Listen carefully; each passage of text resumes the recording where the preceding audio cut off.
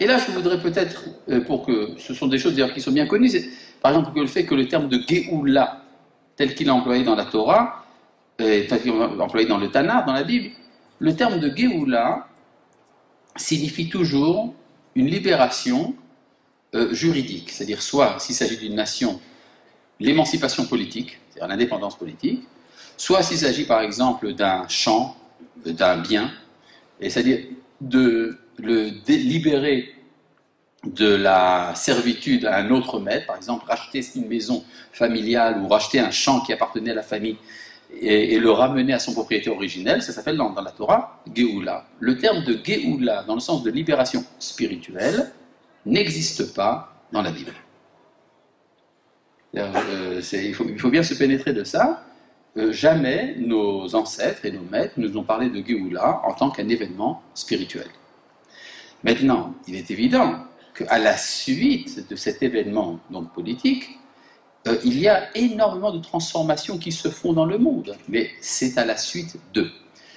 De ce point de vue-là, on peut comprendre donc que la Géoula, la rédemption d'Israël, la libération d'Israël, n'est pas la fin de l'histoire. C'est le début de l'histoire. C'est-à-dire, tant qu'Israël n'est pas libéré, tant qu'Israël est asservi aux nations, l'histoire ne fonctionne pas comme elle devrait fonctionner. Ça va mal. Ça va mal, il y a un désordre spirituel, il y a un désordre politique, un désordre économique. Ce désordre doit prendre fin.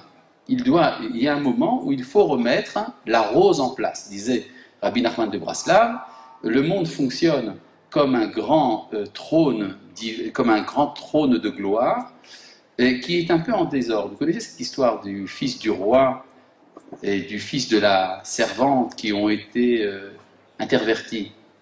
Oui, bien sûr, Rabbi Nachman de Braslav, il a chippé ça à Tom Sawyer, mais enfin, comment il s'appelle? Non, à Mark Twain, pardon.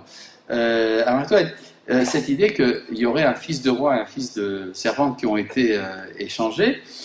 Et je ne vais pas vous raconter toute l'histoire, vous la connaissez peut-être, mais à la fin de l'histoire racontée par Rabbi Nachman de Braslav, le fils du roi, qui se prend pour un fils de servante, arrive au palais du roi, le palais de son père.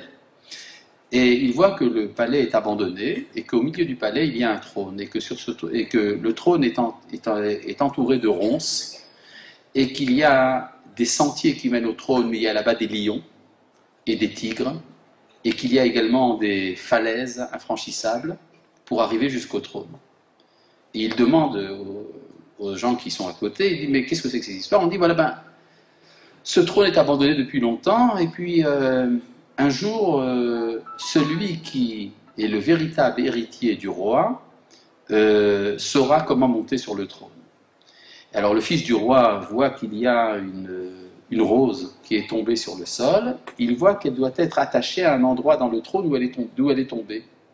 Alors il prend la rose, il la met en place, et puis brusquement tous les sentiers s'ouvrent, les lions disparaissent, il n'y a plus de falaises, il n'y a plus de crevasses, il n'y a plus de ronces, il monte sur le trône et il règne.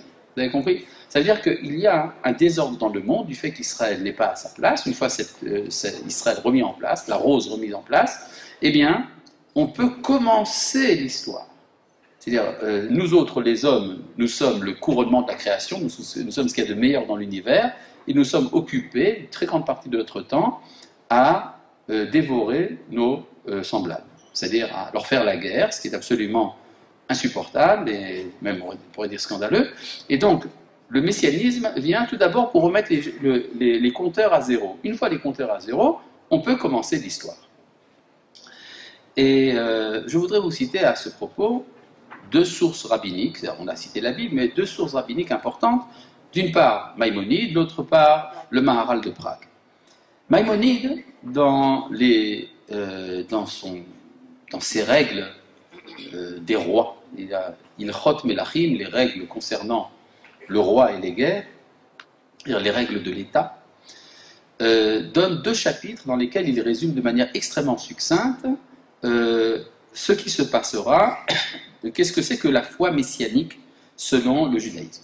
Alors Maïmonide dit qu'il y a énormément de choses qu'on ne sait pas.